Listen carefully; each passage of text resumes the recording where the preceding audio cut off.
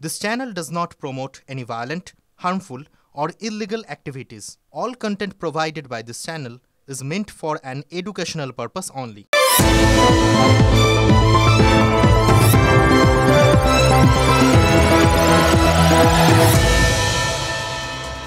আচ্ছা, একটা কথা বলুন তো, কখনো ভেবে দেখেছেন যে যেটা যখন হওয়ার সেটা যদি তখন না হয়, মানে টাইমের জিনিসটা যদি টাইমে না হয়, তাহলে কি হবে বলুন তো?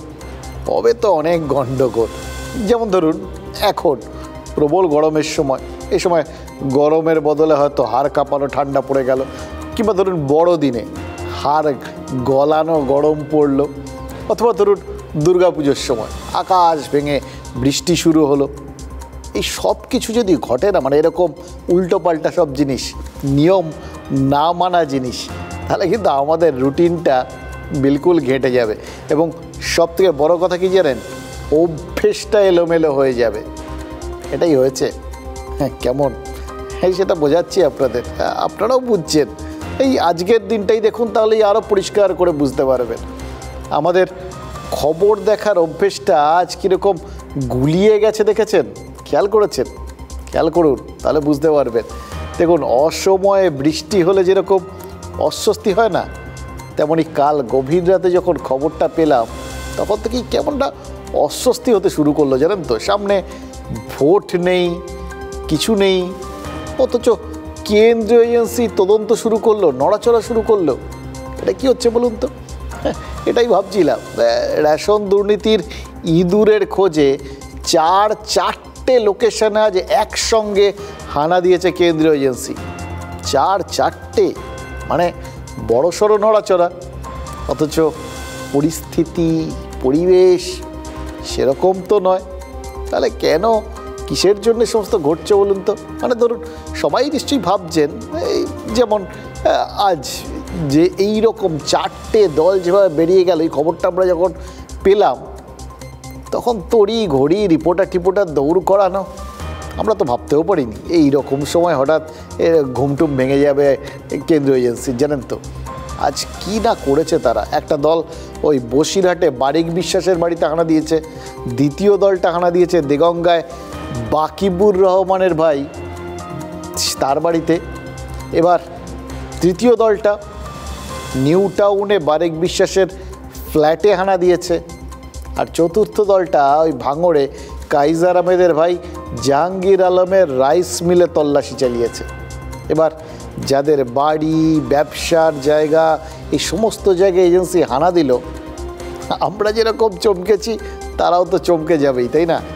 কিন্তু মনে হচ্ছে কি জানেন, চমক দিতেই তো এই হানা, কিন্তু তার থেকেও বেশি যাই বলুন, আমাদের চমকটা এমন লেগেছে কিছুতেই ধাতস্থ হতে পারছি না আমরা। আবার খালি থেকে ওই কথাটাই মনে পড়ছে। এইরকম একটা শান্তশিষ্ট সময় যখন ভোট নেই, তখনও কি এজেন্সি হানা দিতে পারে? এতদিন তো এই অভিযোগটাই শুনতাম, ওই ভোট থাকলে তবে নাকি এজেন্সির নড়াচড়া বাড়ে, এজেন্সির হানা পড়ে, ওই জল পড়ে পাতা নড়ের মতো ব্যাপারটা। কিন্তু শুনে যে জিনিসটা আমাদের বিশ্বাস হয়ে গেছিল, আমরা একদম অকাট্য একটা কারণ বলে ধরে নিয়েছিলাম এজেন্সি আনার, সেটা তো ঠিক মিলছে না। তাহলে কি অকাল বোধনের মতো অকাল হানাও হতে পারে? পারে তো বটেই, দেখছি তো তাই। এবং সত্যি কথা বলতে কি, পারে যে তার ইঙ্গিতটা তো এক নেতাই দিয়েছিলেন। এক্ষেত্রে অবশ্য ওই আগাম আভাস দেওয়ার ব্যাপারটা এটা মিলে গেছে, কারণ আভাস দেওয়ার ব্যাপারটায় তো নেতাদেরই একচেটিয়া অধিকার, তাই না? ওরাই তো সবসময় বলেন অমুক হতে পারে, অমুক তারিখে এরকম হতে পারে, অমুক তারিখে বোম ফাটতে পারে। এই ক্ষেত্রেও তারাই বলেছেন, তাই ভাবছেন সেটা তো তাহলে তারা বলেছেন যখন, কে বলেছেন এই প্রশ্নটা আবার করবো না তো, ঠিক করেই না হয় ফেলি। কে বলেছেন, কে ইঙ্গিতটা দিয়েছিলেন বলুন তো? ভাবছেন তো এইসব প্রশ্ন করে আপনাদের ঠকানো যাবে না, আপনারা ঠিক বুঝে ফেলেছেন ব্যাপারটা, না বললেও ঠিক বোঝা জলের মতো ব্যাপারটা। পারেননি, বিজেপির কেউ এই ইঙ্গিতটা দেননি, তাহলে তো ওই 2-2 4 হয়ে যেত। ইনফ্যাক্ট আভাসটা কে দিয়েছিলেন শুনলে আপনারাও চমকে যাবেন। গত শনিবার এই আভাসটা এসেছিল, শনিবারই শোনা গেছিল যে এজেন্সি হানা দিতে পারে, আর সেই পূর্বাভাস কে দিয়েছিলেন জানেন? আর কেউ নয়, সিপিআইএমের রাজ্য সম্পাদক মোহাম্মদ সেলিম। কিন্তু এটাও তো ভাবতে শুরু করেছেন যে মোহাম্মদ সেলিমের মুখ থেকে কথা খসলো আর এজেন্সি তাই তামিল করতে ঝাঁপিয়ে পড়লো। এটা কখনো হয়? এটা কখনো ভাবতে পারেন আপনারা? আচ্ছা, সেলিমও কি আশা করেছিলেন যে তার পূর্বাভাসটা এত তাড়াতাড়ি মিলে যাবে? যাই বলুন, একটা জিনিস ভাবছি জানেন তো, সব হিসেব টিসেব তো ওই বললাম ঘেঁটে গেছে। এবং এই যে লোকজন বলে খালি বাংলায় বামেরা শূন্য, বামেরা শূন্য, কে বলে বলুন তো? শূন্যের জোর কত সেটা এবার টের পাচ্ছেন তো। তিনি যখনই সাক্ষাৎ করতে চান, ব্যক্তিগতভাবে একান্ত সাক্ষাৎকার চান, তার সময় না পেলেই তার গোসা হয়। আর সেই সময় পেয়ে গেলে টাকা পাক না পাক রাজ্য চলে যাক, তার কিছু আসে যায় না। কারণ তাকে স্বস্তি পেতে হবে পিসি ভাইপোকে।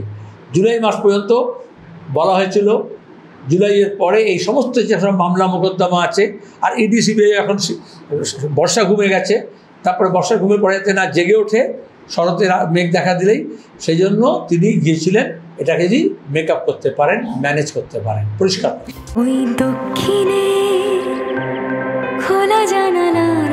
গাঙ্গুলি গ্রুপ আপনার পছন্দ বোঝে।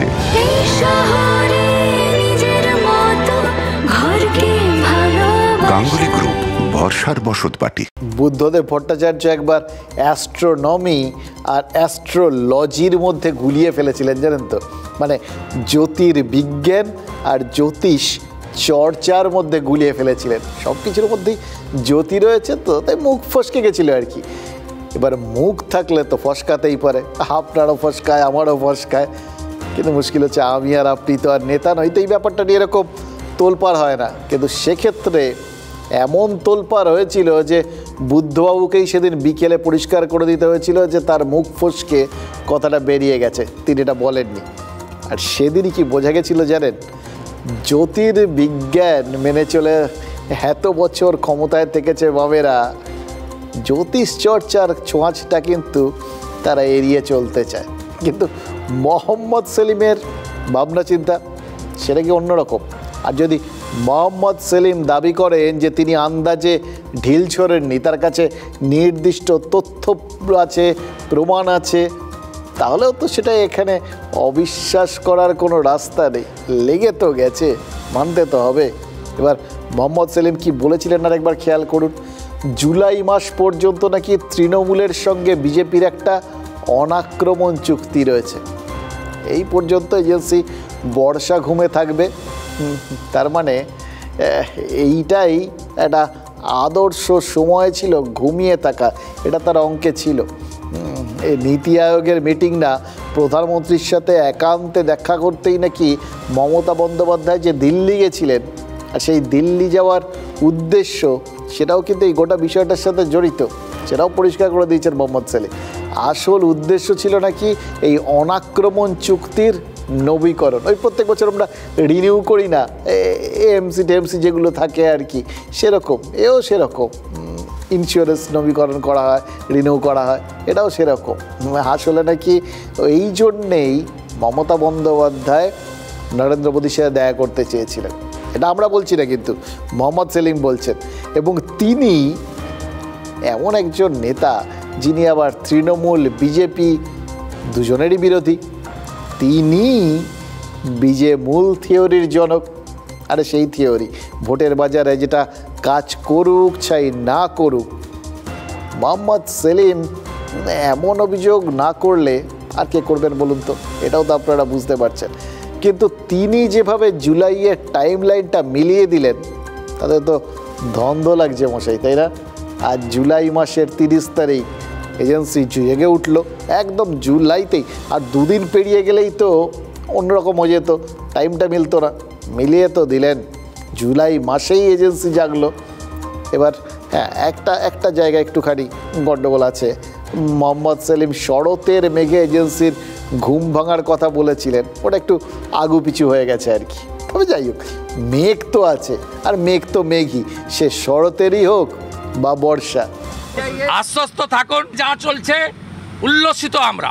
ভোট লুট যারা করেছে, যারা উত্তর 24 পরগনা থেকে ভাঙড় পর্যন্ত তৃণমূলের যারা ফাইন্যান্সিয়াল সাপোর্ট দেয়, সেই সমস্ত চালচোর, ডালচোর, চিনিচোর, গমচোর, সেই চোরেদের বাড়িতে ব্যাপক রেট চলছে। আমরা চাই এদেরকে ভালো করে ধরে রোহিঙ্গাদের মতো খাঁচায় পড়া হোক। আমি শুধু বলবো জয় জয় শ্রীরাম। আমার কি মনে হয় জানেন, এই কথাগুলো যখন বলছিলেন ঠলছিলেন বা তার আগে পিছে শুভেন্দু অধিকারী নিশ্চয়ই গুনগুন করে একটা গান গাইছিলেন, এই হৃদয়ে আমার নাচেরে আজিকে ময়ূরের মতো নাচেরে, নিশ্চিতভাবে গাইছিলেন। এই প্রথম বর্ষার মেঘ দেখে ময়ূর যেরকম আনন্দে পেখম মেলে দেয়, শুভেন্দু অধিকারীকে দেখেও কিন্তু মনে হচ্ছে জানেন তো, পেখম থাকলে এরকম এজেন্সির নড়াচড়া, মেঘ দেখে এজেন্সির নড়াচড়া, সেটা দেখে তিনিও আনন্দে পেখম মেলে ধরতেন। নিজেই বললেন, তিনি উচ্ছ্বসিত। শুনলেন তো আপনারা, এটা আমি বলছি না, উনি বলছে। দেখুন, আগে গ্রামীণ ঝগড়া হলে কি অভিশাপ দেওয়া হতো মনে আছে? তোর বাড়িতে মামলা ঢুকুক। এখন রাজনৈতিক হানাহানিতে অভিশাপ দেওয়া হয় কি জানেন? তোর বাড়িতে এজেন্সি ঢুকুক। শত্রুর সম্পত্তিতে এজেন্সি হানা দিলে কার না উল্লাস হয় বলুন? আমরা পারিনি তো কী হয়েছে, এজেন্সি তো রয়েছে, এজেন্সি তো পেরেছে, আমরা যাব না, এজেন্সি যাবে। এবার এজেন্সি কোথায় হানা দিচ্ছে? শুভেন্দু অধিকারী কীরকম গড় গড় পরিষ্কার সব কিছু ব্যাখ্যা করে দিলেন। বসিরহাটের সংগ্রামপুরে বারিক বিশ্বাসের প্রাসাদ, নিউ টাউনে তারই ফ্ল্যাট। এবার পুরো জায়গাটা মানে বারিক বিশ্বাসের ওপর একদম পিন পয়েন্ট করা। এবার এই জায়গাটায় দাঁড়িয়ে আপনাকে একটু অন্য মোড়ে তাকাতে হবে। বারিক বিশ্বাসের রাজনৈতিক পরিচয় কি? উত্তর 24 পরগনার জেলা পরিষদের প্রাক্তন সদস্য গোলাম বিশ্বাসের ভাই। দেগঙ্গার ওই যেখানে হানা হয়েছে বেড়াচাপায়, আনিসুর রহমান ওরফে বিদেশ, তার রাইস মিল আর বাড়িতেও অভিযান হয়েছে। তার পরিচয় কি জানেন? তিনি দেগঙ্গার তৃণমূল ব্লক সভাপতি। গ্যারেজে তার কত বিলাসবহুল গাড়ি আছে না, জাস্ট ভাবতে পারবেন না। এবার ইডির অদ্ভুত সন্দেহ, এই সমস্ত গাড়ি টাড়ি নাকি ওই দুর্নীতির টাকা, সে দুর্নীতি আবার যে সে দুর্নীতি না, রেশন দুর্নীতি, ওই রেশন দুর্নীতির টাকাতেই নাকি এই সমস্ত গাড়িগুলো কিনেছে বলে ইডি সন্দেহ করছে। দেখুন, আর কিছু হোক চাই না হোক, ইডির সন্দেহ ঠিক হোক চাই না হোক, এই এত বিপুল সম্পত্তি কিন্তু প্রমাণ করে দিচ্ছে এই আনিসুর রহমানের মতো ব্লক সভাপতিরা আক্ষরিক অর্থেই সম্পদ।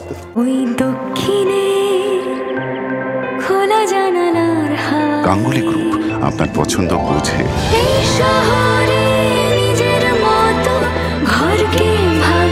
গাঙ্গুলি গ্রুপ, ভরসার বসতবাটি। এই তদন্তের নামে দীর্ঘমেয়াদী একটা প্রহসন চলছে।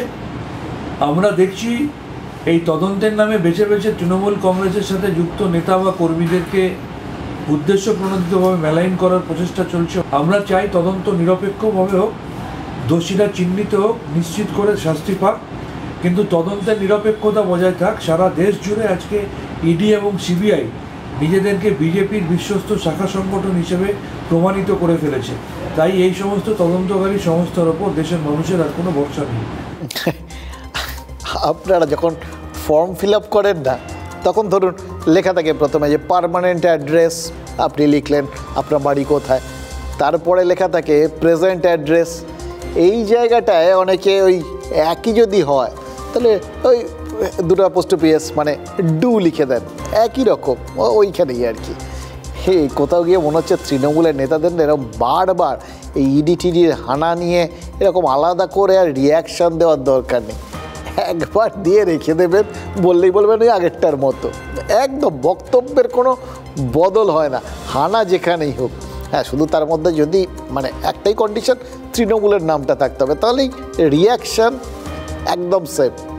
সাথে কি বলে, অ্যাকশানের একদম সমান এবং বিপরীত রিয়াকশান হয়। নিউটন যে রাজনীতিতেও কীভাবে খাটেন প্রতি পদে টের পাচ্ছি জানেন তো। যাক, এসব রাজনীতির ব্যাপার অমৃত সমান। এবার আপনাদের ইডির পরের লোকেশনে নিয়ে যাই, কিন্তু সেটা মানে জায়গাটা খুব ইন্টারেস্টিং, ভাঙড়। এই সেখানে যাওয়ার আগে একটু অন্যভাবে একটু ভেবে নিলে হয় না? ভাবতে বলছি আপনাদের। দেখুন, মোহাম্মদ সেলিম, শুভেন্দু অধিকারী, শান্তনু সেন, এই লাস্ট কিছুক্ষণের মধ্যে তিনজন রাজনৈতিক নেতার বক্তব্য শুনলেন। তিনজনেই কিন্তু একই রকম কথা বললেন। দল আলাদা, মত আলাদা, কথার মূল সুর এক। কেন বলছি? মোহাম্মদ সেলিম শনিবার কি কথা বলেছিলেন এজেন্সি হানা ঠেকাতে দিল্লিতে প্রধানমন্ত্রীর সঙ্গে দেখা করতে গেছিলেন মমতা বন্দ্যোপাধ্যায়। শুভেন্দু অধিকারী কি বললেন যারা ভোট লুট করেছিল তাদের ডেরায় এজেন্সি হানা হয়েছে। আর শান্তনু সেন অভিযোগ করলেন বেছে বেছে তৃণমূল নেতাদেরই টার্গেট করছে এজেন্সি। প্রত্যেকেই কিন্তু নিজেদের পার্টি লাইন হিসেবেই বলেছেন, কিন্তু প্রত্যেকের বক্তব্যেরই নির্যাসটা এক, এজেন্সির সঙ্গে রাজনীতির যোগ হয়েছে। এটাই তো সবাই ভিন্ন ভিন্ন ভাষায় বললেন, এটাই তো বললেন। এবার তৃণমূল কংগ্রেস একে এজেন্সির অপব্যবহার বলবে, বিজেপি নেতারা যুক্তি দেবেন যে তৃণমূলের নেতারা তারা সবাই দুর্নীতিপরায়ণ, সেই জন্যই তাদের ওখানেই একমাত্র এজেন্সি হানা দেয়। বাছাবাছির কোনো ব্যাপার নেই, যেখানেই যাবে সেখানেই দুর্নীতি পাবে। আর কোথাও গিয়ে এটা বামেরা বলবে যে এটা ওদের নিজেদের মধ্যে ব্যাপার, কখনো যায় কখনো যায় না, পুরোটাই এদের নিজেদের সমঝোতার মধ্যে। এবার মোটের ওপর দেখুন গোটা ব্যাপারটা কী দাঁড়ায়, যে দুর্নীতি, রাজনীতি আর এজেন্সির একটা ত্রিকোণ প্রেম রয়েছে। কিছুতেই আপনি এই বিষয়টাকে কিন্তু অস্বীকার করতে পারবেন না। যেরকম ধরুন এই ভাঙড়ে তৃণমূল নেতা কাইজার আহমেদের ভাই জাহাঙ্গীর আলমের রাইস মিলে তল্লাশি চালিয়েছে কেন্দ্রীয় এজেন্সি। এবার জাহাঙ্গীরের আবার কী দাবি, 2021-এ এই মিল তারা বাকিবুর রহমানের কাজিন আলিফ নূর আর আনিসুরকে দিয়ে দিয়েছেন। কাকে দিয়েছেন? বাকিবুর রহমানের কাজিনকে। তার মানে কি, রেশন দুর্নীতিতে অভিযুক্ত বাকিবুরের সাথে কাইজার আহমেদের বা তার লোকজনের লেনদেন ছিল। কাইজারের ভাই তো বলে দিলেন রাইস মিলের লেনদেন হয়েছে। এবং 2, ভাঙড়ে আরাবুল ইসলামের দিন একদম ফুরিয়ে গেছে, জানেন তো। আগে দেখুন, যখনই ভাঙড়ে কোনো কিছু ঘটতো কেউ অভিযুক্ত হতেন, অভিযুক্তর সঙ্গে কার ছবি প্রকাশ হতো? আরাবুলের। আর এখন সন্দেহভাজনের সাথে কার ছবি সামনে আসছে? শওকত মোল্লার। আগে আরাবুল ইসলাম এই সমস্ত ক্ষেত্রে অভিযোগগুলো অস্বীকার করতেন, এখন শওকত মোল্লা অভিযোগ অস্বীকার করছেন। মানে ভাবুন, একটা জিনিস মনে হচ্ছে জানেন তো, সময় কারও চিরদিন একই রাহি যায়। এই আরাবুল তিনি দলের মতো কি এজেন্সিরও অরুচি হয়ে পড়লেন নাকি? ইডি রেড করছে, তদন্ত করছে, সেগুলো করুক, সেগুলো দেখুক, যদি কোনো কিছু ব্যাপার থাকে সেটা ওনারা বার করুক, দেখুক। কিন্তু আমাদের মিলে আমার সম্ভবত যতটুকু জানার যে ওখানে কোনোরূপ কিছু হয়নি, এটা অন্যভাবে রাজনৈতিক রং হয়তো লাগানো হচ্ছে, আমি জানি না ঠিক সঠিক কী ব্যাপার। যদি কেউ অপরাধী হয় নিশ্চিতভাবে আইন দেখবে বিষয়টা, যারা এজেন্সি আর তদন্ত করছে নিশ্চিতভাবে দেখবে। এর সঙ্গে আমাদের ছবির কী আছে? আমাদের তো হাজার হাজার লাখ লাখ লোকের ছবি আমাদের সঙ্গে থাকে।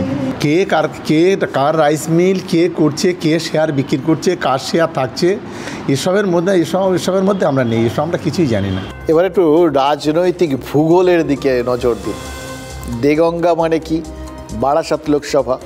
নিউ টাউন মানেও তো বারাসাত লোকসভা, মানে কাকলি ঘোষ দস্তিদার। এবার ভাঙড় মানে যাদবপুর লোকসভা কেন্দ্র। এখানে তো ভাঙড় বিধানসভার থেকেই সব থেকে বেশি লিড পায় তৃণমূল, মানে এক্ষেত্রে পেয়েছেন সায়নী ঘোষ। আর সংগ্রামপুর মানে বসিরহাট লোকসভা কেন্দ্র, সেই বসিরহাট যেখানে ঠিক ধরেছেন সন্দেশখালি আছে, সেই বসিরহাট যেখানে শেখ শাহজাহান। এবার বসিরহাট মানে আব্দুল বারিক বিশ্বাসও এখন থেকে বটেন, তার নামটাও বলতে হবে। তার মানে এই তিনটে লোকসভার একেবারে কি পয়েন্ট, মানে আসল জায়গাটাতেই কি ইডি এবার হানা দিল? এটা কিন্তু মনে হবে আপনাদের এই তিনটের ত্রিবেণী সঙ্গম ঘটে গেছে, জানেন তো। সাধে কি শুভেন্দু অধিকারী এত উল্লসিত? দেখুন, শাহজাহান যদি এজেন্সির একটা প্রাইস ক্যাচ হয়, আব্দুল বারিক তাহলে ওই ন্যায় সংহিতার কোহিনূর মণি। শেখ শাহজাহান যদি রেশন দুর্নীতির যোগসূত্র হয়, তাহলে আব্দুল বারিক দুর্নীতির বড় জংশন। বাংলাদেশে গরু পাচার, সোনা পাচার দিয়ে তার নাকি ওই স্মাগলিংয়ে উত্থান, 10 বছর আগে নাকি ধরা পড়েছিলেন, তারপর জেল টেল কেটেছিলেন, কিন্তু তারপর থেকেই কেন্দ্রের স্ক্যানারে চলে আসেন। 2015 ইডি তারা ওই বারিকের 20 কোটি টাকার সম্পত্তি বাজেয়াপ্ত করেছিল। এরপর সারদা চিটফান্ড কেলেঙ্কারিতেও বারিকের নাম উঠে আসে, তার মাধ্যমেই ওই চিটফান্ডের টাকা পাচার হয়েছে বলে তখন অভিযোগ উঠেছিল। ভাবুন, কিছু বাকি নেই, মানে এ কোথায় ছিলে বাবা, এরকম একটা কেউ যদি প্রশ্ন করে বসেন তাকে দোষ দেওয়া যাবে? যেখানে যা দুর্নীতি হয়েছে কোথাও না কোথাওভাবে তার নামটা জড়িয়ে গেছে। ভাবা যায়? একে সিরিয়াসলি আমরা এতদিন ধরে কাল্টিভেট করিনি। ইনফ্যাক্ট ইডি হয়তো নজরে রেখেছিল, এতদিন কিভাবে কাল্টিভেট না করে থেকেছিল সেটাও তো বড় প্রশ্ন। ওই জেল টেল যাওয়ার পর নাকি জেল থেকে ছাড়া পেয়ে বারিক বিশ্বাস ঝুঁকির ব্যবসাগুলো ছেড়ে দিয়েছিল, তাই জন্য চাল কলে লগ্নি করেছিল। আর চাল কলে লগ্নি মানেই তো একটা জায়গায় আপনাকে পৌঁছতেই হবে। এটা মানে একদম বিজ্ঞানের সূত্র মেনে আর কি, মানে রাজনীতির বিজ্ঞানের সূত্র মেনে, আমাদের এই বাংলার বিজ্ঞানের সূত্র মেনে আপনি যদি কোথাও চাল কলে লগ্নি করেন, মানে ওই খাবার দাবার সংক্রান্ত বিষয়ে আপনি যান, খাবার দাবার মানে রেশন, রেশন মানে জ্যোতিপ্রিয় মল্লিক, ঠিক আপনিও বুঝে গেছেন না? এই চাল কলের সূত্রেই জ্যোতিপ্রিয় মল্লিকের কাছাকাছি আসা এই বিশ্বাস মশাইয়ের, আর বাকিটা যথারীতি ইতিহাস।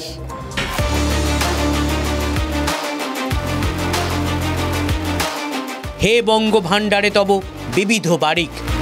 চমকাবেন না, বঙ্গ দুর্নীতির অভিযোগে আরেক চাঞ্চল্যকর চরিত্র, যে চরিত্রের অবতারণা আগেও একাধিকবার হয়েছে, আবার বুদবুদের মতো মিলিয়েও গেছে। এবার রেশন দুর্নীতিতে ইডির সক্রিয়তায় ফের সামনে বারিক বিশ্বাস। শুরুতে একজন ট্রাক চালক, পরে সেই ট্রাক চালকই পাচার ও দুর্নীতির বেতাজ বাদশা, যে বাদশার সঙ্গে ঘনিষ্ঠতার অভিযোগ উঠেছে রাজনীতির রথী মহারথীদের।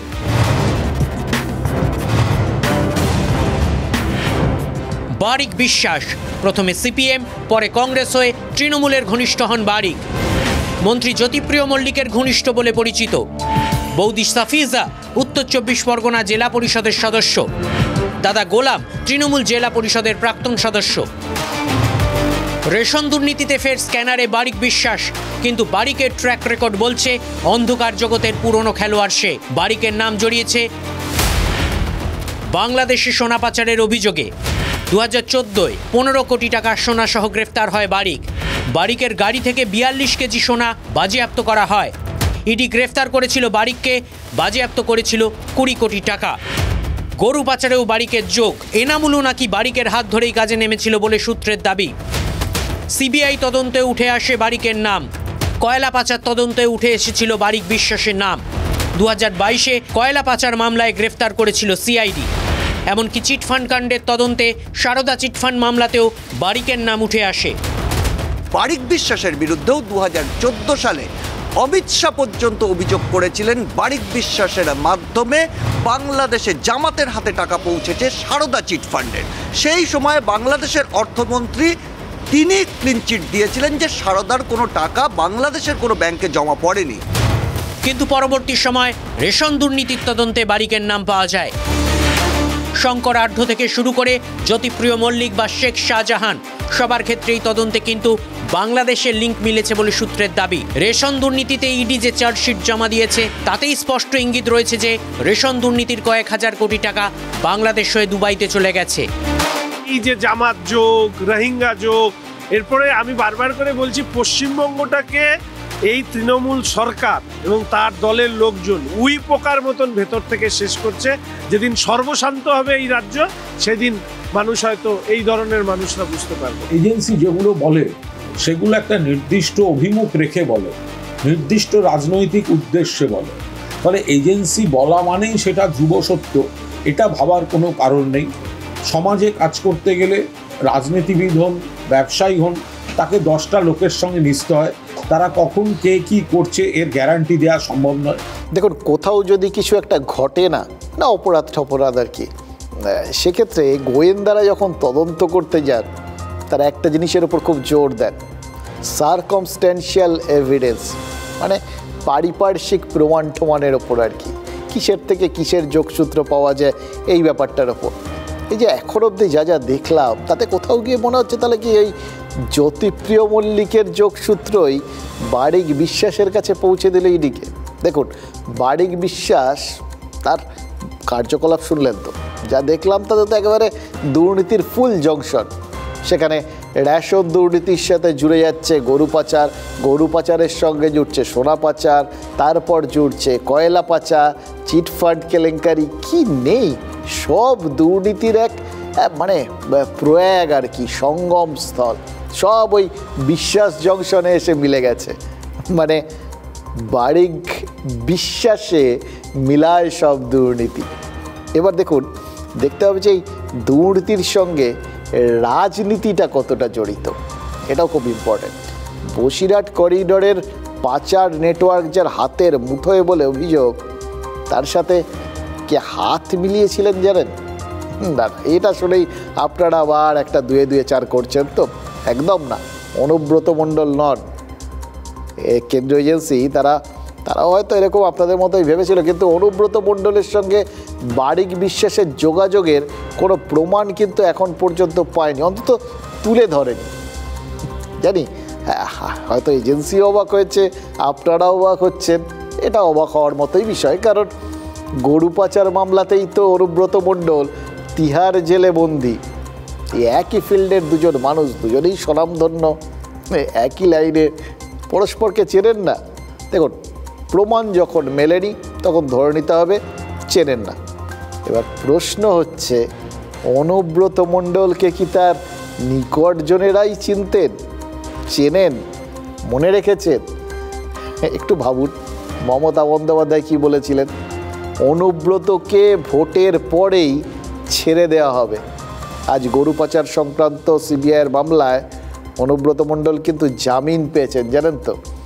মানে এক্ষেত্রেও একটা আগাম আভাস ছিল, আর আগাম আভাসটা তার মানে আরেকটু হলেই হুবহু মিলে যাচ্ছিল। আপাতত মিলল না, তার কারণ হচ্ছে ইডির মামলাটা রয়েছে এখনও, তাই ওইখানে জামিন পেলেও আপাতত অনুব্রত মণ্ডলকে তিহার জেলেই থাকতে হবে।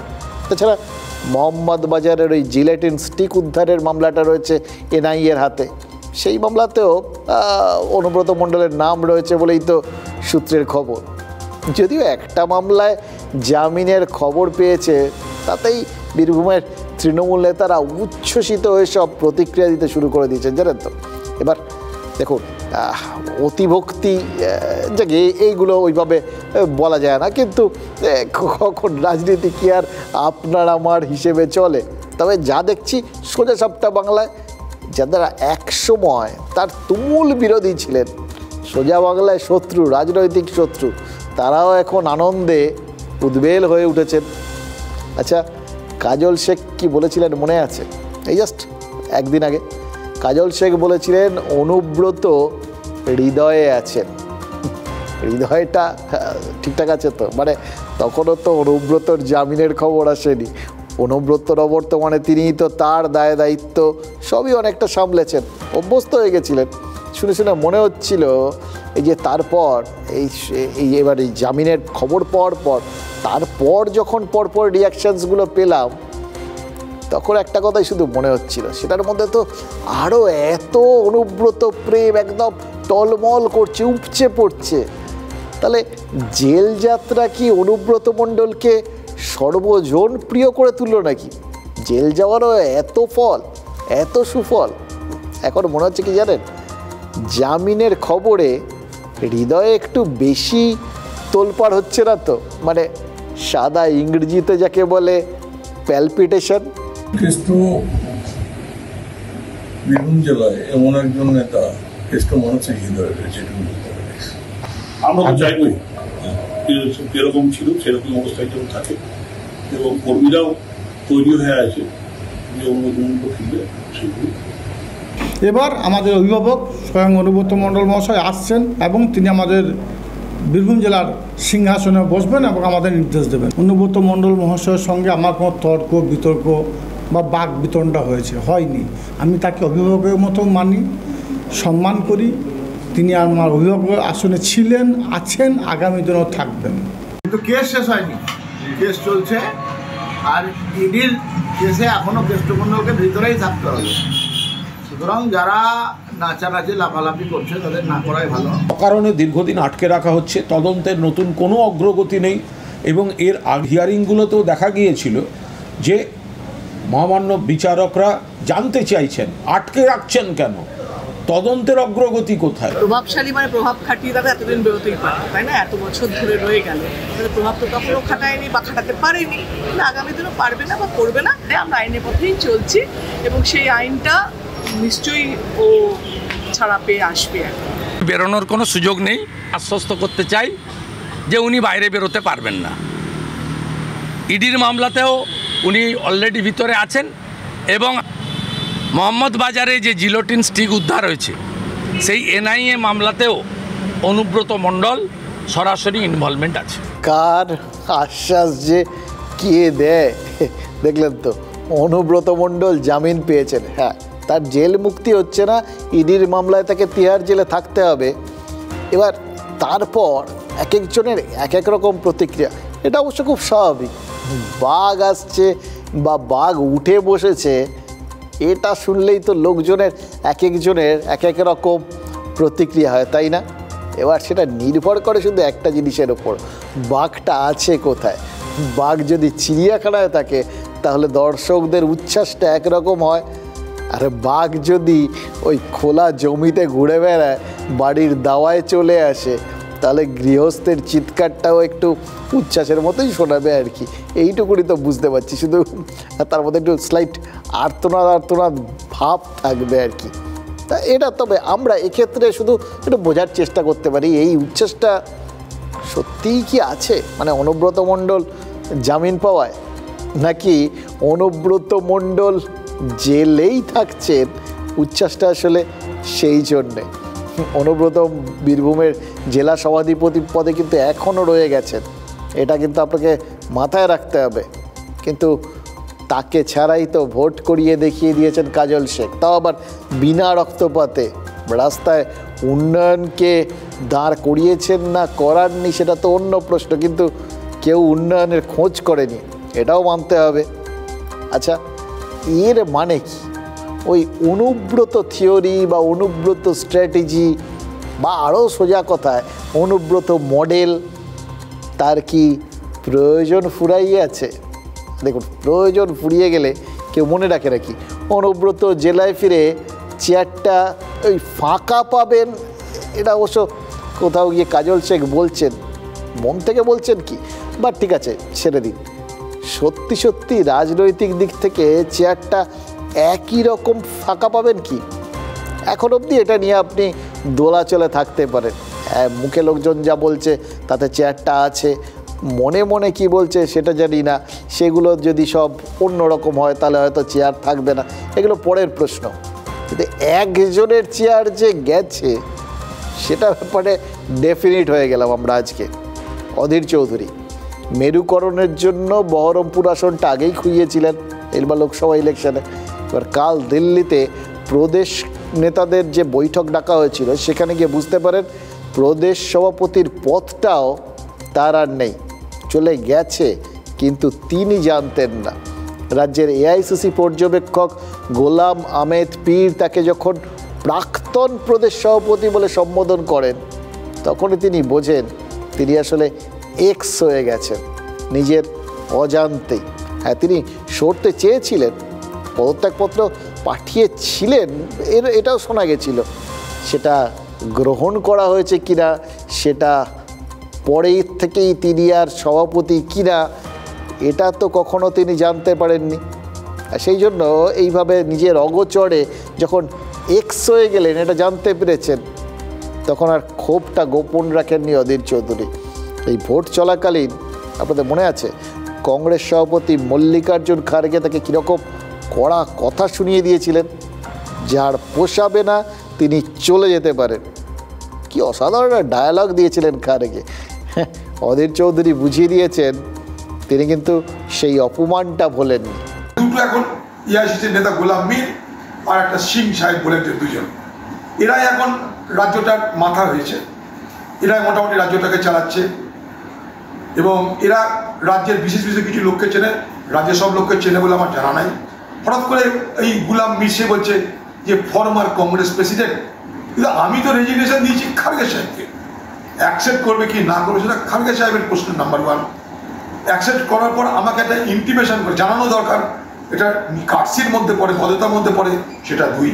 3, খাড়গে সাহেব আমাকে বলেছিল যে তোমার সঙ্গে আলোচনায় বসবো, দিল্লি এসে আলোচনায় বসবো, আমি সেই জন্য অপেক্ষা করেছি। হঠাৎ করে এই কথা শুনে বুঝলাম যে আমাকে তাহলে বাদ দেওয়াই হয়েছে, না তো হঠাৎ করে ফরমার বানিয়ে দেবে কি করে। আমি সাধারণ কংগ্রেস কর্মী, আমার এসব পদের নিয়ে কোনো রকমের লালচ আমার কোনোদিন ছিল না, আজও নেই।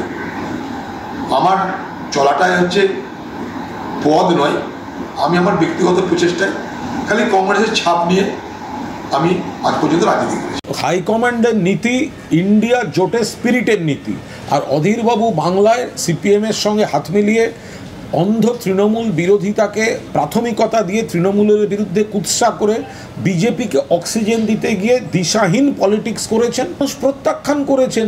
তা এখন তার মুখ থেকে নানা রকম হতাশার কথা বেরোচ্ছে।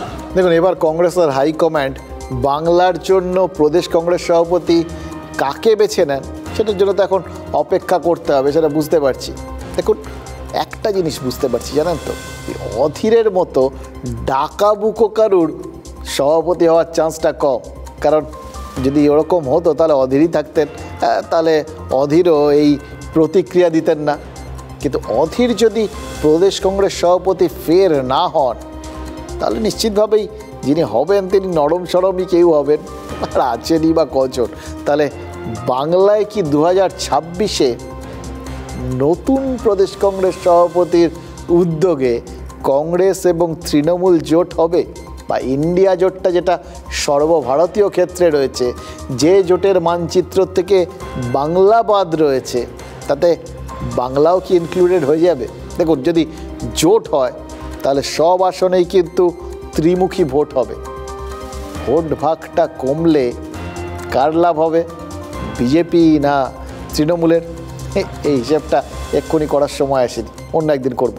দেখি এখন আপাতত কাকে প্রদেশ কংগ্রেস সভাপতি করে, আর সেই অপেক্ষায় মানে পরিস্থিতি তো বদলে যেতে পারে না, তাই তার আগে কতগুলো কথা বলেই ফেলি, বুঝলেন তো, যে কথাগুলো আজ না বললেই নয়।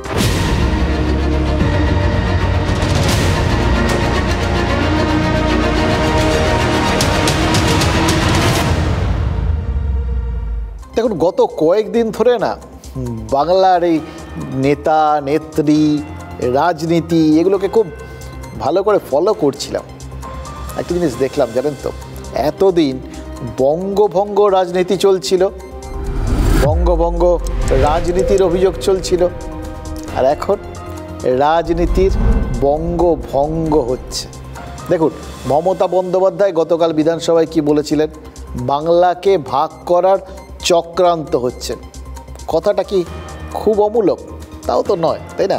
কারণ দার্জিলিংয়ের সাংসদ রাজু বিস্তা পাহাড়ের মানুষের স্বাতন্ত্র্যের কথা বলেন, কোচবিহারের অনন্ত মহারাজ তিনিও তো রাজ্যসভার এমপি এবং বিজেপির এমপি, তিনি গ্রেটার কোচবিহার চান। জন বার্লা উত্তরবঙ্গকে আলাদা রাজ্য করতে বলেছিলেন।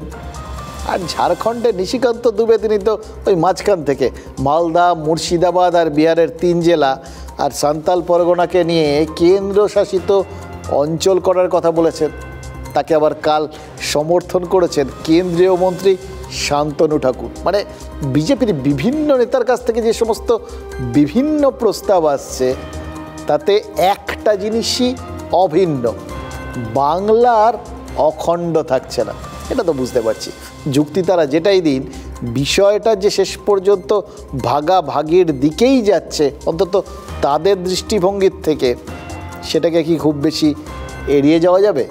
মালদা মুর্শিদাবাদে যেভাবে ক্রাইসিস সিচুয়েশান তৈরি হচ্ছে ওখানকার সোসাইটি নিয়ে, তো আমার মনে হয় ওটা কেন্দ্রশাসিত জায়গা হলে ভালো হয়।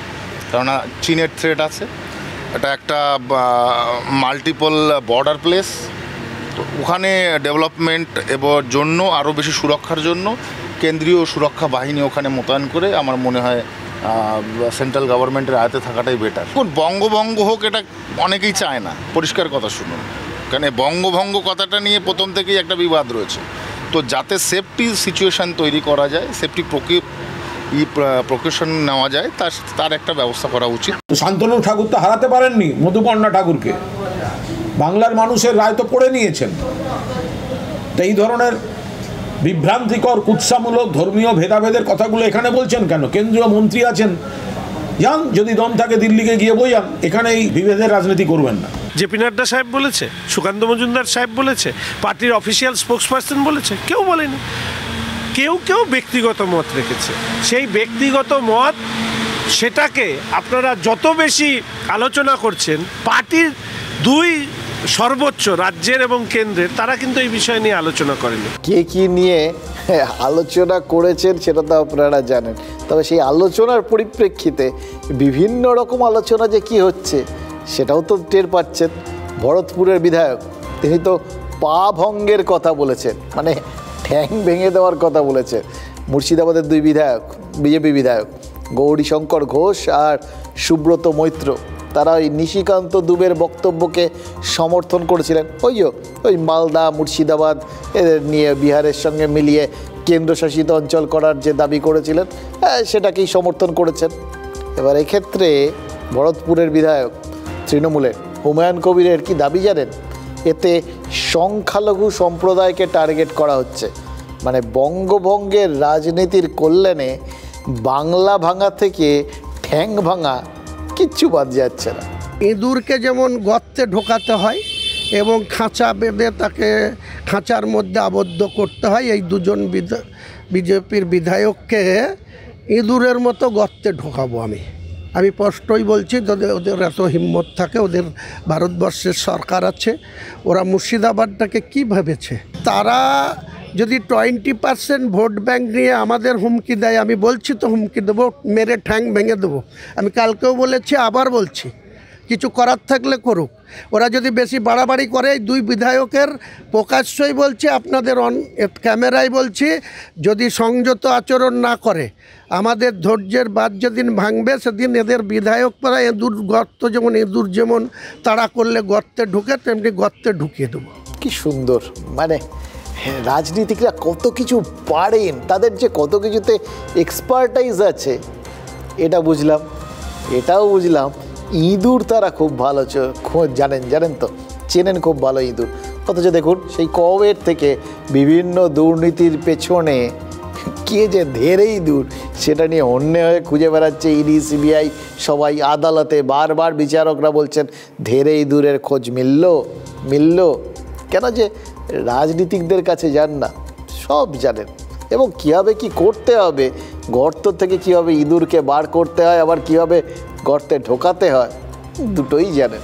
যাকে এগুলো সব হচ্ছে বঙ্গভঙ্গের রাজনীতি। এবার উল্টো দিক থেকে দেখুন রাজনীতির বঙ্গভঙ্গ। বিজনেস অ্যাডভাইসারি কমিটি সিদ্ধান্ত নিয়েছে যে আগামী সোমবার বিধানসভায় বঙ্গভঙ্গ বিরোধী প্রস্তাব আনা হবে। মমতা বন্দ্যোপাধ্যায় গতকালই এই রাজ্য ভাগের প্রস্তাব নিয়ে ভোটাভুটির চ্যালেঞ্জটা ছুড়ে দিয়েছিলেন, কিন্তু এবার তারপরেও থামলেন না, একদম সরাসরি প্রস্তাব নিয়ে আসছে। যে জিনিসটা তিনি অলরেডি চ্যালেঞ্জ ছুড়ে দিয়েছেন আর কি, সেটাকে এরকমভাবে প্রস্তাবের আকারে নিয়ে আসা, এর পেছনে কি কোনো অঙ্ক আছে? আছে তো বটেই। দেখুন প্রধান কারণটা হচ্ছে বঙ্গভঙ্গ নিয়ে বিজেপির অন্দরের যে ফাটল সেটা স্পষ্ট করে দেখিয়ে দেওয়া। আপাতত দৃষ্টিতে তো সেটা দেখাই যাচ্ছে, বিভিন্ন লোকের বিভিন্ন বক্তব্য, একবার বক্তব্যের পর ঢোক গেলা, এগুলো তো পরিষ্কার হয়ে গেছে। এবার বিপরীতধর্মী জিনিস থাকা মানেই তো দুটো একই জায়গায় যদি দুটো বিপরীতধর্মী টার্ম থাকে তাহলে কোথাও গিয়ে একটা ছিঁড়ে যাওয়ার একটা সম্ভাবনা তো তৈরি হয়, তাই না? তো সেটা আছে। এবার তার বাইরেও বাধ্যবাধকতার জায়গাটা একবার খেয়াল করে দেখুন, বিজেপি কী দাবি করে। তারা দাবি করে যে শ্যামাপ্রসাদ মুখোপাধ্যায়ের জন্যই পশ্চিমবঙ্গ ভারতের অংশ, তাই পশ্চিমবঙ্গের বিভাজন তাদের পক্ষে মেনে নেওয়া সম্ভব নয়। আবার উত্তরবঙ্গের বিধায়কদের রাজনৈতিক হিসেব, দাবি, সবথেকে বড় কথা বাধ্যবাধকতার জায়গাটা তো আলাদা। তারা তো জানেন আপাতত আছে উত্তরবঙ্গ, সেই জায়গাটা তো ধরে রাখতে হবে। ফলে তারা সেই মতো নিজেদের দিকে তাকিয়ে, নিজেদের অঞ্চলের দিকে তাকিয়ে একটা দাবি তুলছেন। জনবিন্যাস নিয়ে ঝাড়খণ্ডের নিশিকান্ত দুবের আবার নিজস্ব যুক্তি রয়েছে।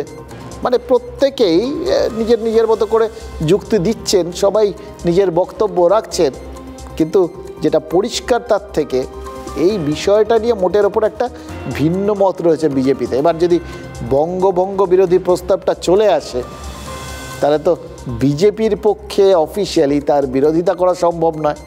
এমনকি ভোটাভুটি এড়ালেও সেটা নিয়ে অন্যরকম মানে হবে। আর এই মুহূর্তে যা রাজনৈতিক বাধ্যবাধকতা, বিজেপি বঙ্গভঙ্গ সমর্থন করে, এটার থেকে বড় চাপ তাদের জন্য আর কিছু হবে না। এটা তারা কোনোভাবেই এইরকম একটা প্রচার গায়ে মাখতে রাজি হবেন না। এবার ধরুন তারা ভোট দিলেন, ভোটাভুটিতে অংশগ্রহণ করলেন, নিশ্চিতভাবেই বঙ্গভঙ্গের বিরোধিতা করেই দেবেন।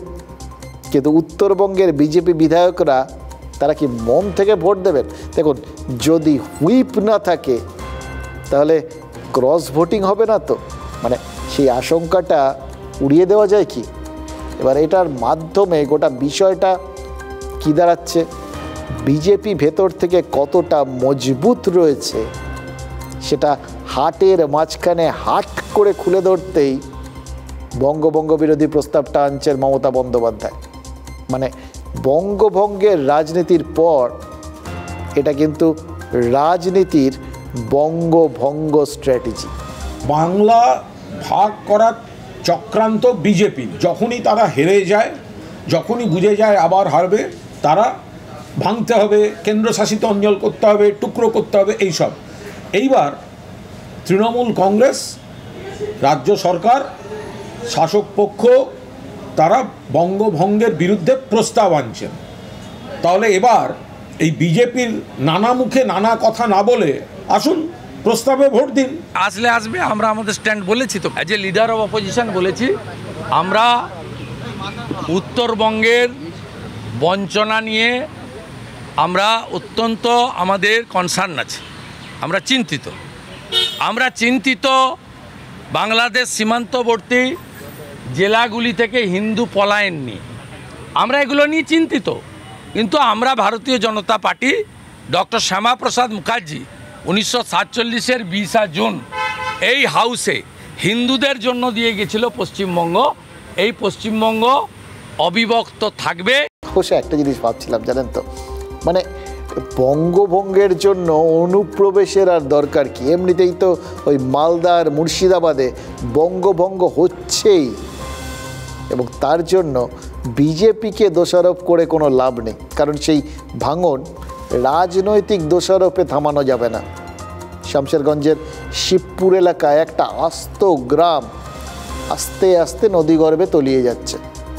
অদ্ভুত, চোখের সামনে এই ছবিগুলো যখন দেখছিলাম না, তখন মনের মধ্যে প্রথম একটা কথাই আসছিল জানেন তো, যে এই যে যাদের বাড়ি ঘরগুলো চোখের সামনে আস্ত একটা বাড়ি হালকাভাবে জলের মধ্যে চলে গেল, তলিয়ে গেল, সেই মানুষগুলোর যাবতীয় সঞ্চয়, স্মৃতি সবই তো তলিয়ে গেল। আশা, ভরসা কি রইল বলুন তো? নদীর গর্ভে তো তারা নিঃস্ব হয়ে গেলে তাদের কি চলে মনের মধ্যে জানেন, ভাবতে পারেন? আর যে লোকগুলো মানে তার পাশে রয়েছে, যাদেরটা তখনও তলিয়ে যায়নি, তারা দিন গুনছেন এবার তাদের পালা। কি অসম্ভব একটা চাপা টেনশনের মধ্যে মানুষজন বাঁচছে এবং জাস্ট দিন গুনছে কবে তাদের যাবতীয় কিছু নদীর গর্ভে চলে যাবে। ভাবা যায়? এটা কিন্তু মানে শুধু যে তাদের স্বপ্ন যাচ্ছে, তাদের সম্পদ যাচ্ছে এরম তো না, বাংলার জমি যাচ্ছে, এদেশের জমি যাচ্ছে। দেখুন গুগল লোকেশন জাস্ট গুলিয়ে গেছে ওই অঞ্চলে, কারণ নদী বেশ কিছুটা অবস্থান বদল করে নিয়েছে, ঘুরে গেছে। এত ঝটপট গুগলও বুঝে উঠতে পারছে না। মালদার রতুয়াতেও তো একই পরিস্থিতি। ফুলহরের বাসিন্দারা প্রকৃতির বঙ্গভঙ্গে শরণার্থী হয়েছে, কিন্তু এতে তো দোষ দেওয়ার লোক খুঁজে পাবেন না আপনি, কারণ বলতেই পারবেন এটা প্রকৃতির গ্রাস। এটাই অবশ্য স্বাভাবিকভাবে অজুহাত আমরা শুনতে পাবো যখন রাজনৈতিক নেতারা এই নিয়ে কিছু বক্তব্য দেবেন তো নিশ্চিত। এত বড় একটা ঘটনা ঘটছে, তারা কিছু বলবেন না। আর বঙ্গভঙ্গ তাদের প্রিয় সাবজেক্ট, কিন্তু এক্ষেত্রে তারা খুব নিশ্চিন্তে রিয়াকশান দেবেন, কারণ এটাতে তাদের ওই শ্যামও রাখি না কুলও রাখি এই রকম চারপাশ বাঁচিয়ে কোনো অজুহাত দিতে হবে না, তারা সরাসরি প্রকৃতির ঘাড়ে ঠেলে দেবেন। আচ্ছা, এত সহজে শুধু প্রকৃতির ওপর দোষ চাপিয়ে তারা নিজেদের দায় এড়াতে পারেন কি? কারণ নদীর ভাঙন ঠেকাতে তো কোনো সদিচ্ছা আমরা তো স্বাধীনতার পরে একটা সরকারের কাছ থেকেও দেখতে পারিনি। যদি দেখতে পারতাম তাহলে অন্যরকম হতো এই জায়গাগুলোর ছবিটা, ওখানকার মানুষজনের মানসিকতা, মানুষজনের বক্তব্য সব অন্যরকম হতো। আর আরেকটা জিনিস জানেন কি, সদিচ্ছা জিনিসটা ওই গুগল ম্যাপে ধরা পড়ে না। যদি পড়তো তাহলে কি দেখতেন জানেন? দেখতেন মাত্র 500 মিটারের তফাতে কিভাবে সদিচ্ছা জিনিসটাকে খুঁজে পাওয়া যায়, যেটা আমাদের এখানে নেই, সেটাই 500 মিটারের তফাতে বিহারে রয়েছে। মালদা মুর্শিদাবাদের কথা ছেড়েই দিন, ওই সমস্ত এলাকাতেও তো একই রকম ধস চলছিল, নদীর ভাঙন চলছিল। তারা বোল্ডার ফেলে, তারা কংক্রিটের বাঁধ দিয়ে গোটা বিষয়টাকে থামিয়ে দিতে পেরেছে।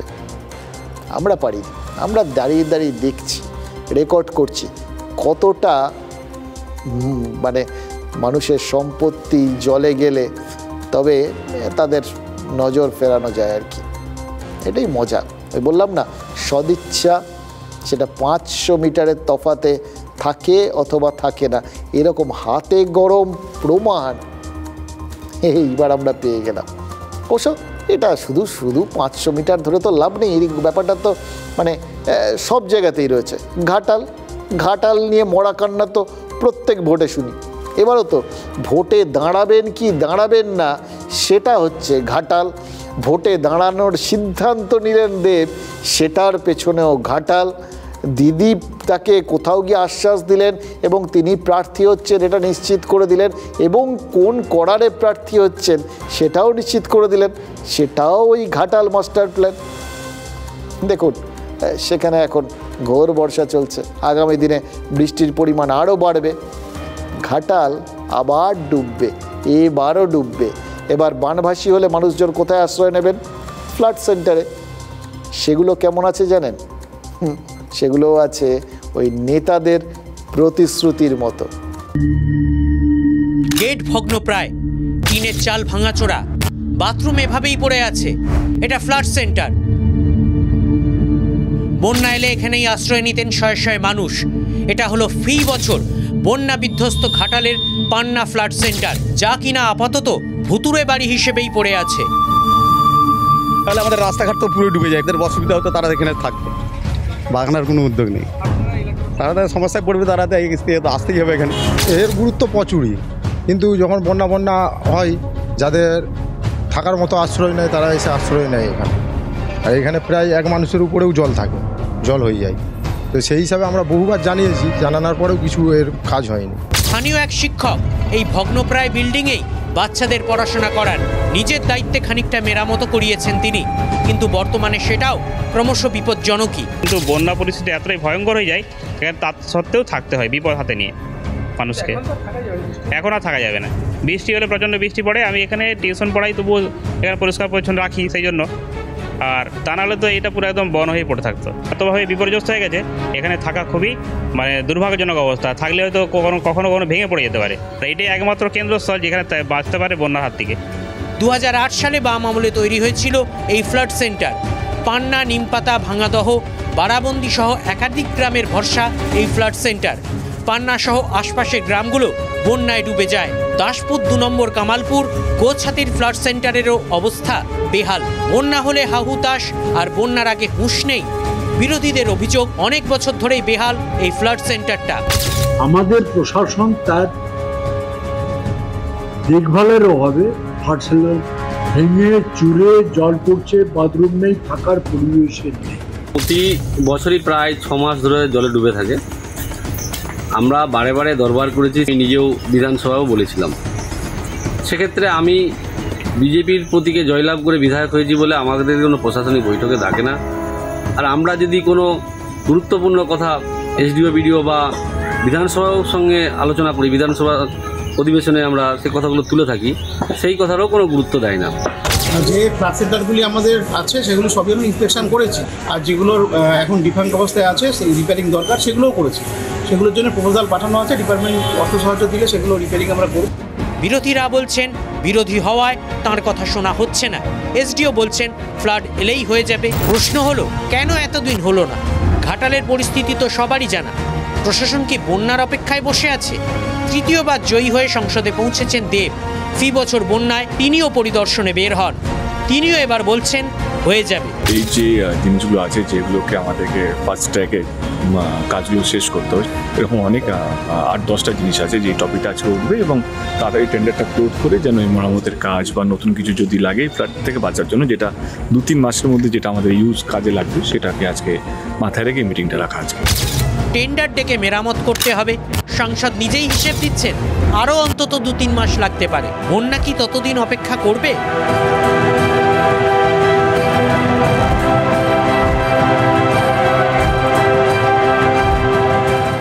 প্রত্যেক বছর বন্যা হয়, কিন্তু প্রশাসন ব্যবস্থা নেয় না। একই জিনিস তো আমরা রেলেও দেখছি, সেখানেও তো দুর্ঘটনার বন্যা, তাই না? পর বারবার, কিন্তু সেখানেও তো একই অবস্থা, ব্যবস্থা না নেওয়ার অভিযোগ। এটা ঠিক যে গত কয়েক বছরে রেল দুর্ঘটনা অনেকটাই কমে এসেছিল। কেন্দ্র, রেল মন্ত্রক, তারা সবাই কিন্তু সে কথা ফলাও করে প্রচার করতো সেই সময়। আবার এটাও ঠিক, গত 1-1.5 বছরে রেল দুর্ঘটনাটা বাড়তে শুরু করেছে। বন্যার জল তো একটু একটু করে বাড়ে, তারপর একটা সময় বিপদসীমা পার করে দুকুল ভাসিয়ে দেয়।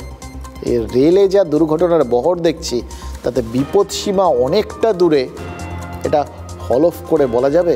দেখুন, 17 জুন উত্তরবঙ্গে দুর্ঘটনার কবলে পড়েছিল কাঞ্চনজঙ্ঘা এক্সপ্রেস। সেই দুর্ঘটনায় 9 জনের প্রাণ যায়। আজ ভোররাতে ফের একটা দুর্ঘটনা ঘটেছে। ঝাড়খণ্ডে দুর্ঘটনায় পড়েছে হাওড়া মুম্বাই মেল। ডাউন লাইনে একটা মালগাড়ি আসছিল, তার মাঝের 2টো কামরা বেলাইন হয়ে আপ লাইনে চলে আসে। মানে এটা হচ্ছে প্রথম দুর্ঘটনা, জানেন তো? একটা দুর্ঘটনাও বলতে পারবেন না। এবার ওই কামরা দুটো বেলাইন হয়ে আপ লাইনে চলে আসায়, সেই লাইন দিয়েই তো মুম্বাই মেল যাচ্ছিল, তারা সেটা সেই ওয়াগানে ধাক্কা মারে। ট্রেনটা তখন ঘন্টায় 110-115 কিলোমিটার স্পিডে ছুটছিল। ব্রেক মেরেও ধাক্কা সামলানো যায়নি, কিছু করাই যায়নি অ্যাকচুয়ালি আর কি। ওয়াগানে ধাক্কা প্লাস এমার্জেন্সি ব্রেক, জোড়া অভিজ্ঞতাতেই মুম্বাই মেলের 18টা কামরা বেলাইন হয়ে যায়। বরাত, হ্যাঁ বরাত ভালোই বলতে হবে। আমরা এখন এইভাবে সংখ্যা কমের দিক থেকে বিচার করি, আমাদের ভাগ্য ভালো না খারাপ। সুতরাং ভাগ্য ভালো, মৃতের সংখ্যা মাত্র 2। একটা প্রাণ যাওয়াও কত মূল্যবান প্রাণ যাওয়া ভাবতে পারেন। সেখানে আমরা বলছি মাত্র 2, 8 জন জখম হয়েছে।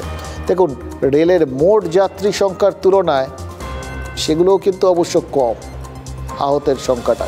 এবার এটা মানে আমরা কি ধরবো?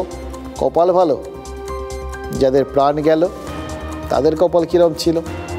এক যাত্রায় পৃথক ফল হয়। তাই কতগুলো প্রশ্ন না তুলতে হবে, জানেন তো? এই প্রশ্নগুলো না তুললেই নয়। ইদানিং আমরা বারবার দেখছি এই মালগাড়ি দুর্ঘটনায় পড়ছে, প্রত্যেক সপ্তাহে অন্তত একটা করে দুর্ঘটনা ঘটছেই। এবার তাতে কোথাও গিয়ে এরকম মারাত্মক কাণ্ড হচ্ছে, কোথাও গিয়ে হয়তো সেগুলো আমরা খবর করারও প্রয়োজন বোধ করছি না, কারণ প্রাণ যায়নি। এই বরাবম্ব স্টেশন পেরিয়ে যে মালগাড়িটা লাইনচ্যুত হয়েছিল তার ইঞ্জিন কিন্তু লাইনেই ছিল, সামনে কিছু হয়নি, মাঝখানের কয়েকটা কামরা বেলাইন হয়েছে। কি অদ্ভুত ভাবতে পারছেন কিভাবে হলো? দেখভালের অভাব, কি রেলে কর্মীর অভাব, এই অভিযোগ তো বারবার উঠেছে। রেলের বিভিন্ন বিভাগের মধ্যে সমন্বয় যে ঘাটতি হচ্ছে এড়ানো যাবে, অস্বীকার করা যাবে। এই যে মালগাড়িটা বেলাইন হলো, সেই দুর্ঘটনার খবরটা কাছাকাছি স্টেশনকে কি জানিয়েছিলেন মালগাড়ির চালক? যদি ওয়াকি টকিতে খবর পৌঁছানো না যায় তাহলে লাইনে ওই ডেটোনেটর সিগন্যাল বসিয়ে অন্য ট্রেনকে সতর্ক করার কথা। দুর্ঘটনার পর ডেটোনেটর সিগন্যাল বসিয়েছিলেন মালগাড়ির চালক। দক্ষিণ পূর্ব রেলের জেনারেল ম্যানেজার তিনি ঘটনাস্থলে পৌঁছেছেন, কি বলেছেন জানেন? প্রথম দুর্ঘটনার পর অন্তত 5 মিনিট গেছে দ্বিতীয় দুর্ঘটনাটা ঘটার আগে। 5 মিনিট কম সময় অন্তত এই ক্ষেত্রে। দুর্ঘটনা হলে তো মানে কোথাও গিয়ে আর্জেন্সি নিয়ে কাজ করার কথা, ওয়ার ফুটিংয়ে কাজ করার কথা, তাহলে মাঝখানের এই সময়টা কাজে লাগানো হলো না কেন? এর মধ্যেও কি গাফিলতি আছে নাকি অবহেলা আছে? যাই থাক, দুটো প্রাণ যে রেলের ভুলের মাসুল গুনে চলে গেল, তার দায়টা কে নেবে বলুন তো?